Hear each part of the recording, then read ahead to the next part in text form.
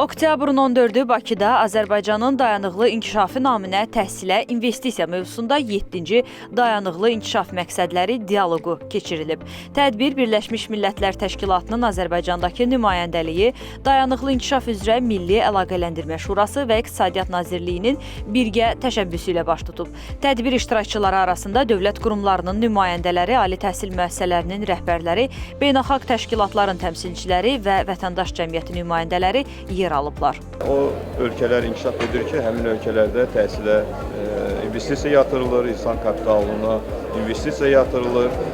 Təhsil yalnız təhsil deyil, eyni zamanda təhsil iqtisadi artımdır, təhsil insanların sosial rifahıdır, yoxsulluğun azaldılmasıdır, sosial bərabərliyin təmin edilməsidir, inklüzivliyin təmin edilməsidir, gənclərimizin xüsusilə də məşğulluğun təmin edilməsidir. Demək olar ki, cəmiyyətimizin inkişafının bütün istiqamətlərinə təsir göstərən əsas alətlərdən biridir. Tədbir çərçivəsində BMT-nin iqtisadçısı Xurşid Rüstəmov tərəfindən Azərbaycanda təhsil sektorunda öyrənmə nəticələrinin, fərqliliklərin və maliyyələşmənin təhlili adlı hesabatın nəticələri təqdim olunub. Daha sonra Azərbaycanın dayanıqlı inkişafı üçün təhsilə investisiya mövzusunda panel müzakirə keçirilib.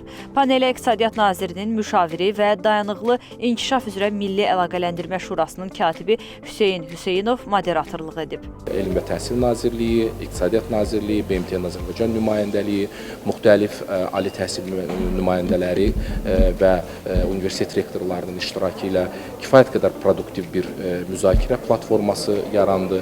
Burada əsas müzakirə mövzuları əmək bazarının dəyişən tələblərinə uyğun insan kapitalının yetişdirilməsi istiqamətində ölkədə atılan addımlar müzakirə olundu. İqtisadi diversifikasiyanın yeni artım mənbələrinin formalaşdırılması üçün keyfiyyətli insan kapitalı və know-howların tətbiqi zəruridir. Buna görə də keyfiyyətli təhsilə əlçatanlığın artırılması istiqamətində fəaliyyətlər genişləndirilməlidir. Təhsilə investisiyaların artırılması istiqamətində səylər səfərbər olunmalıdır və biz bu gün də bu istiqamətdə müxtəlif məsələləri müzakirə etdik.